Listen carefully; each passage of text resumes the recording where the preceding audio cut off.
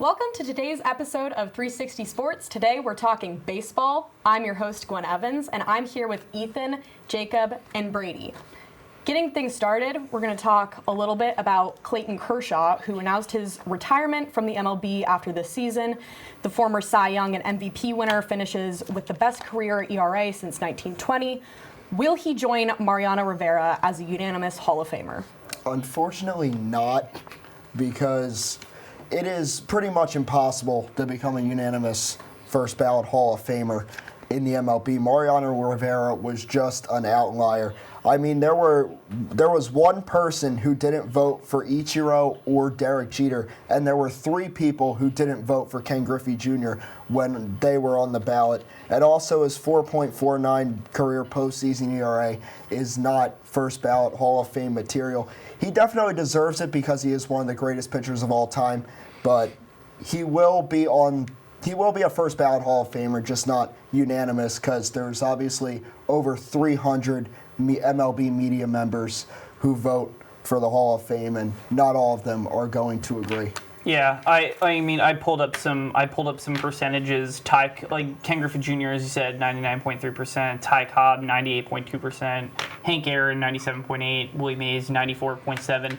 And Babe Ruth, 95.1%. If Babe Ruth is not a unanimous Hall of Famer, and this is the problem with the Baseball Writers Committee, is they'll look at the Babe Ruth 95.1 figure and like, well, Babe Ruth wasn't a unanimous Hall of Famer, then nobody deserves to be a unanimous Hall of Famer. And I'm like, it's such an outdated notion. It needs to die. I really thought we were moving in the right direction with Mariano Rivera there. But yeah, as you mentioned, the playoff success not there for Kershaw, but one of the best pitchers of our generation. Yeah, kind of just more of the same. Like, I'm glad you mentioned the playoff success, but again, we've had one guy be a unanimous Hall of Fame. Like, there's going to be that one guy no matter what that doesn't vote for him, and it's like, even if he should be, which probably should be, I don't think it'll happen, unfortunately. Yeah, I mean, I completely agree. I think 100% Hall of Famer, obviously, but, you know, if Ichiro wasn't unanimous, then who will be? Yeah. Moving on to a little bit of the playoff picture, the Tigers and the Guardians will play later tonight in a series with massive playoff implications. The team that wins the series could find themselves thrust into the division lead. What team do you think will get it done over the next 3 days? I think it's Cleveland. I think Cleveland's got all of the momentum right now. My prediction, Cleveland takes 2 out of 3. The Tigers are pitching Tarik Skubal tonight, but he is the only guy in their starting rotation who I feel can even get it done for them anymore. Jack Flaherty leads the American League in losses. He's fallen off this season. So yes, I think Cleveland. I believe they're in Kansas City this weekend. They've got a much easier road than the Tigers, who have to go to Fenway Park to face a very hungry and still hard charging Red Sox team. So I think Cleveland takes the series, takes the division, and completes the biggest blown lead in division history for Major League Baseball. Yeah, and the Tigers, they started off scorching hot this year. I never really thought they were as good as they seemed to be in the first half of the season, but I did not expect this at all. And I do agree with you. I think Cleveland takes 2 out of 3. They're overall the better team, and the fact that they didn't sell too much at the deadline, like hanging on to Stephen Kwan, who was all over the trade rumors around July 31st, was a huge move, and it's paying off for them right now. And something a team like, I don't know, the Arizona Diamondbacks could have learned from, because they would probably be well into that 6th seed right now if they hung on to Josh Naylor and Eugenio Suarez. And it's interesting you bring up the trade deadline, because it was around that time that they lost Emmanuel Clase for an indefinite period of time, and ever since then they've kind of just been winging it at the closer position, but it's been working. Yeah, everything's been working for Cleveland, and I do think they take 2 out of 3, and they're the overall better team with more experience, too, in the postseason. I do think it'll be a close series, though. Like, these are two very close teams, and obviously we saw what the Tigers could do at the beginning of the season. My reasoning for thinking that the Guardians will win this series and ultimately win the division is just the Tigers cannot buy a win right now, and Cleveland is like cruising. And I think you said it. I think it's 2-1. Cleveland will come out on top. The one is probably going to be Scooble tonight, which he could throw. He's amazing, And I do think, though, that if the Tigers do come out on top of this series, they will be the ones to win the division. Like, I don't see them winning this and then choking against, I forget, who did they play the Rangers after this? Tigers Yeah. play the Red Sox. Red Sox, my bad. Yeah, I don't see them winning this and then choking against the Red Sox. So I think that whoever wins this series wins the division. It'll be a huge series, though, and very good, close games. It'll be very exciting. Yeah. Yes. I absolutely agree that whoever wins this should end up winning their division. But I do think that the Tigers could maybe end up taking one. I think it won't be a sweep. That's my prediction. Yeah. I think that I agree. it'll at least be 2-1. I think that the Tigers, if they truly want to keep their playoff hopes alive, I mean, obviously they need to win this, at least 2 of these games. And I think that this could be a defining moment for the Tigers if they do win this, but I do think that the Guardians will end up taking it. And I think if they look really bad this series, which you never know what could happen, if either of these teams look really bad this series, that's going to be horrible going into the playoffs when either team makes it. And that could be especially bad for the Tigers. If they get swept, they're done. They're not going to make a playoff then. They might not even make the playoffs if they get you're swept. right. And it's crazy too because it was a 15.5 game lead for the Tigers. That is insurmountable. The record is 13.5, held by the record for blown lead 13.5 by the 1951 Dodgers. The New York Giants, the New York Giants did used to be a baseball team. They were, the Giants were actively cheating. They had a telescope in center field to steal signs. No, this is a real story. You look this up. The Giants were actively cheating. They were the 2017 Astros before the 2017 Astros. You look that up. The Giants had a telescope in center field of their home ballpark, the Polo Grounds, and they went 19-4 down the stretch at home, and 37-7 overall. And 5-0 versus the Dodgers in those home games to force the 3-game playoff shot heard around the world Bobby Thompson. But yeah, definitely, absolutely insane. All right, following that, a little history lesson. We're going to move on to one of my favorite topics, which is the race for 60. Cal Raleigh currently sits at 58 home runs with 6 games left in the Mariners season. Raleigh now holds the homer record for both catchers and the Mariners. Can he reach 60? And if he does, is it the greatest offensive season by a catcher ever? I think, yes, he will hit 60, and I'm pretty sure it's already the greatest offensive season from a catcher ever. You look at Salvador Perez in 2021, who I think was the previous greatest offensive season by a catcher. He had 273, 860 OPS, 48 home runs, 121 RBI, and 5.3 WAR. Now, Raleigh, he is hitting only 247, but he's got the 949 OPS. He already has 121 RBIs, and he's got a 6.9 WAR. And you add that with, obviously, his home run derby champion. He's also pushing to tie Aaron Judge for the AL home run record. So this is already, in my opinion, the greatest offensive season from a catcher in MLB history. Not to mention he's leading the Mariners. He's probably, especially after the big sweep in Houston this weekend, leading the Mariners to their first division title in 24 years. So, yeah, I mean, there's an argument to be made for 2009 Joe Mauer, the 365 batting average and the batting title, but yeah, I think this is easily the offensive benchmark for a catcher. And if you look at his chance for 60 home runs, I think with them, the Mariners lineup to play the Rockies this week, I think he's got a good chance to do it if they don't give him the Aaron Judge treatment and pitch around him. They do play the Dodgers to close out the regular season schedule, but I think he can hit 2 home runs in his next 3 games, even though they're not at Coors Field. Yeah, I mean, you guys basically said everything I have. If he gets 60, and this is like exactly 60, he would be tied for 9th all-time homers in a season. He could very well get more. You never know. He's, 3rd right now with 121 RBIs. He could get 2nd. I don't think he can catch up to Schwarber with, I think, 129 right now, but that's still very impressive. The only thing holding him back is his average, but even then, going about 250, especially in today's age when it's just so much harder to hit a baseball, and he's crushing them. He's top 5 in both slug and OPS. Like, by far, I think it's a no-brainer that this is the best offensive season Also, by catcher. I mean, you say 9th all time. You're talking about including people that were not quite on the level, like Barry Bonds, Mark McGwire. They were eating their Wheaties, their balanced breakfasts. Wheaties is a good word for it. To recontextualize, discounting those players, it's tied for 4th all time. I think is a good mark to note. It's definitely, Tied for 3rd. Sorry, tied for 3rd. Yes, this is. I firmly believe that Cal Raleigh will get to 60. He is the MVP in my heart of the AL. I've been a Mariners fan for a very long time, and Cal Raleigh is maybe one of the best things to happen to the Mariners, at least, well, obviously of this decade, but the Mariners offense has really struggled recently, and he has been that solution for the Mariners. It's been amazing.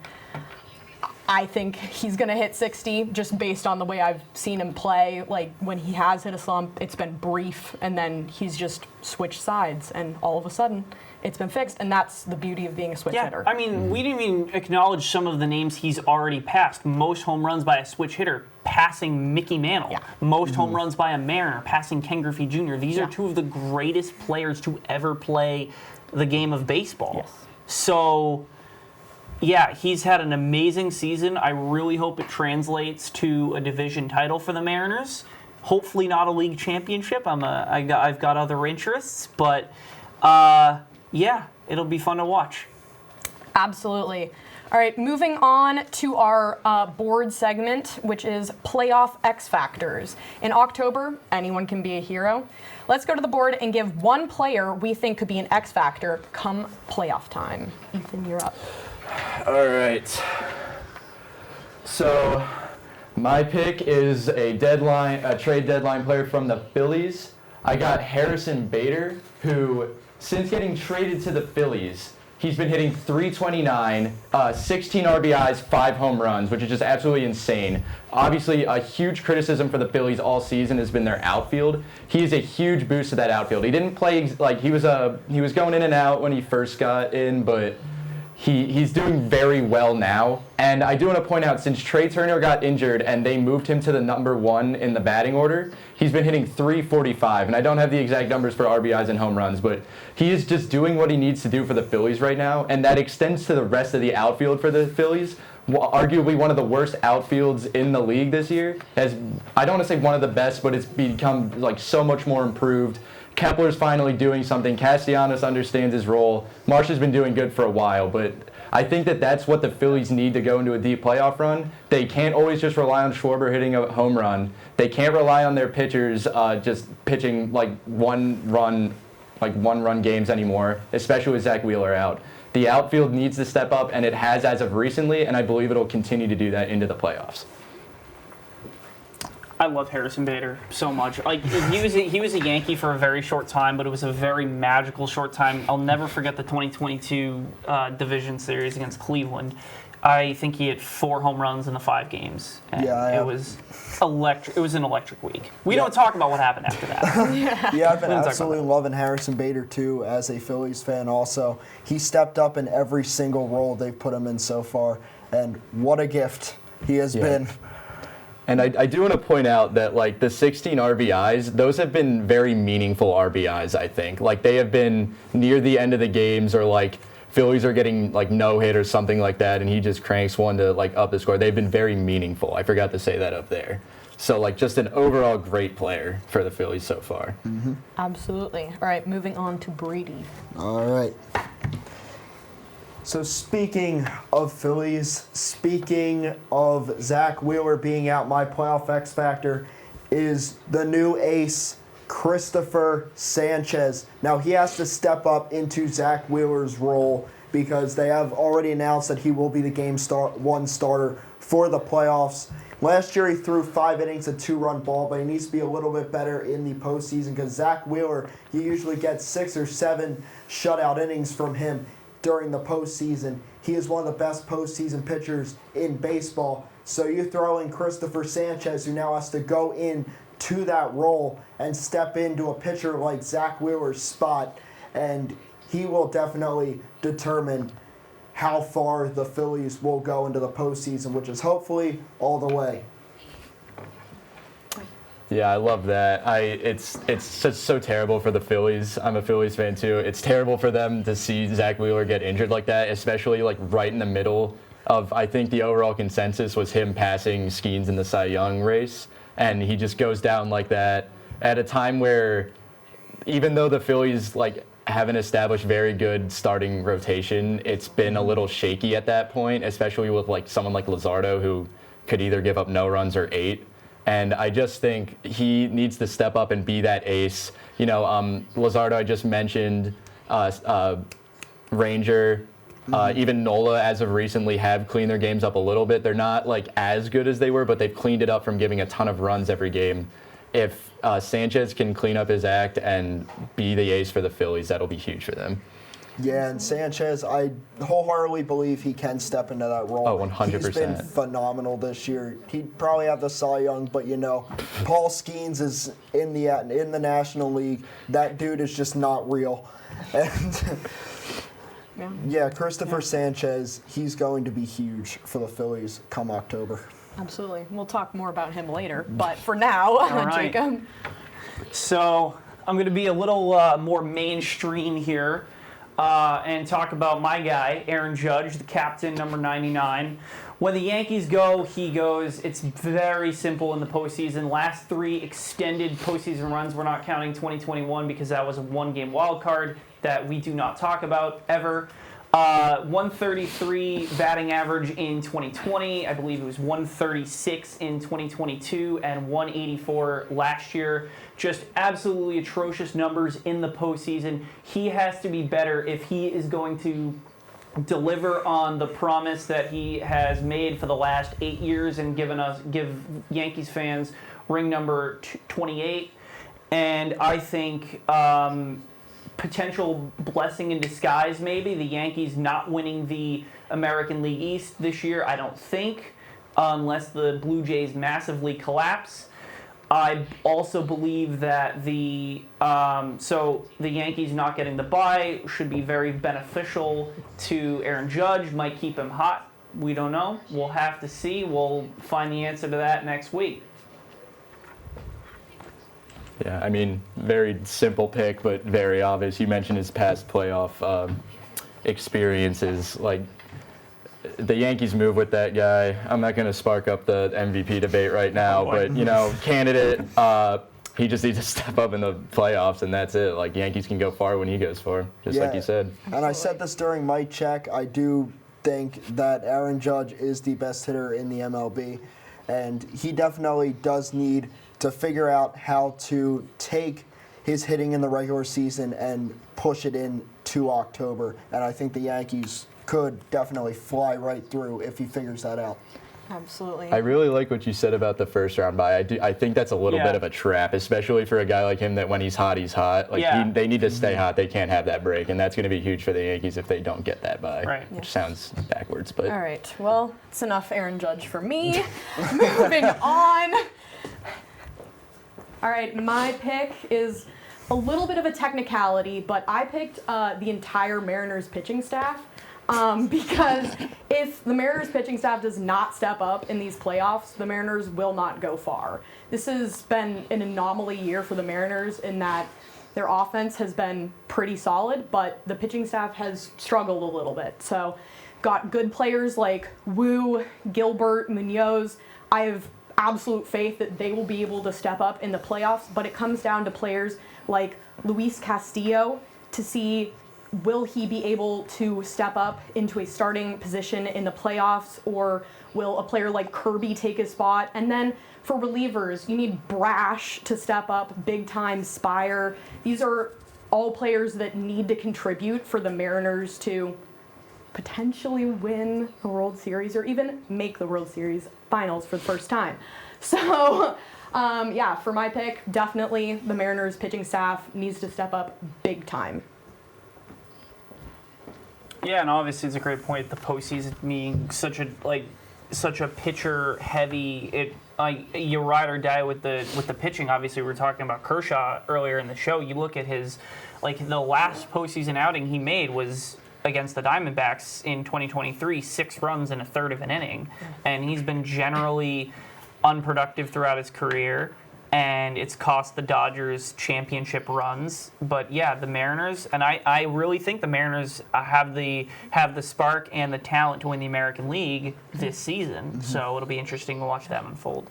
I also like them because the American League is definitely weaker than the National League overall. Right. So the Mariners will have an easier time probably going through everybody. And I'm rooting for them to go out of the NL. Not the NL. All right. Yeah, I think that all the teams in the AL right now, they're all obviously good, but I think that's really just going to come to who's the most hot right now. Yeah.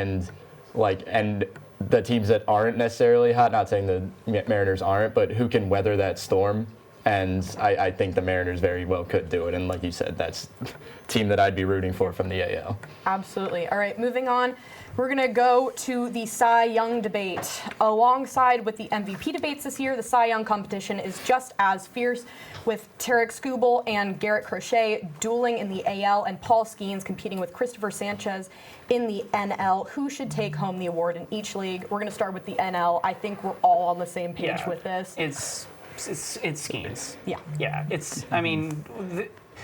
Paul Skeens for the last two years, ever since he got drafted first overall in 2023, he has lived probably the best life, I think, of anybody. I mean, his ERA, he's got a career ERA of 2 on the nose. That is the lowest of any starting pitcher with at least 300 career innings and 25 starts.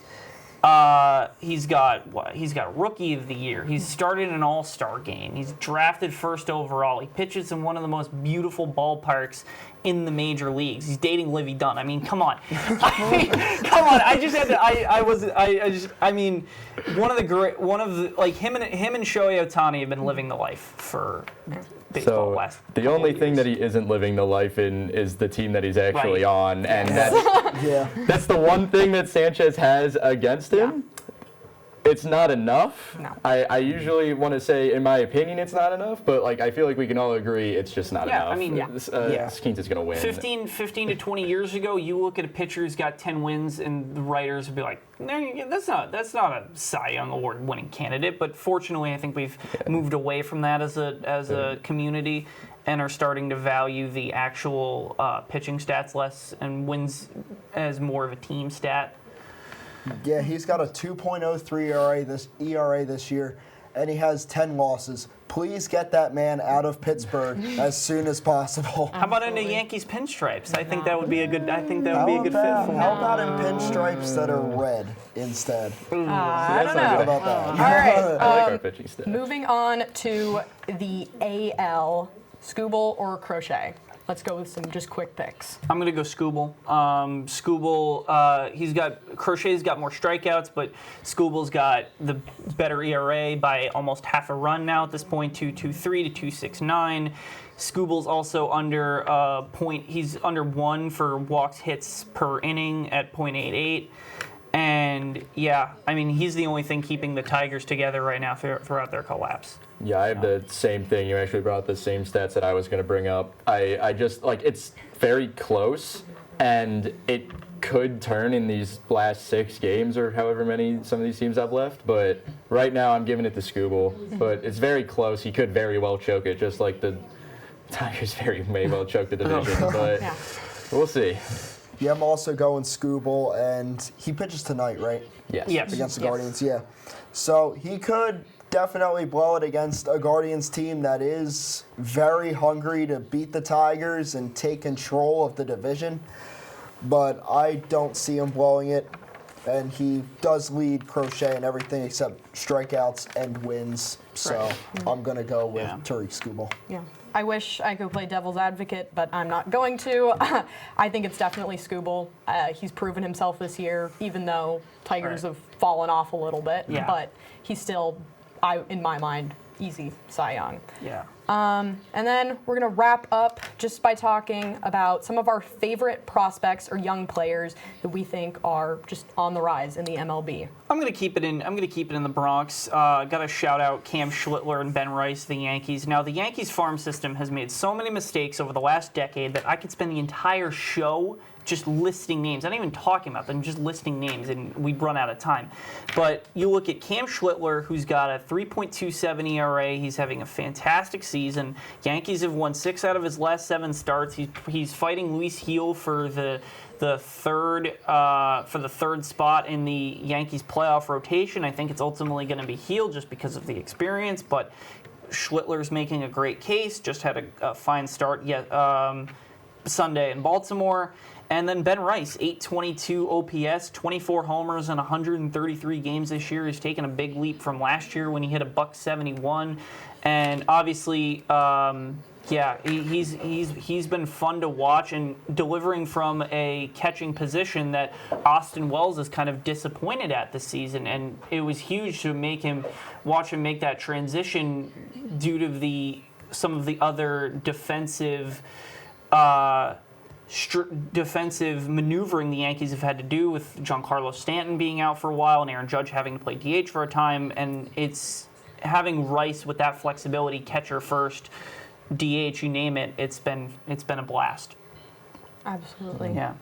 I don't have as much as that, I'm going to be honest. I was just looking up some young players and some enjoyable players.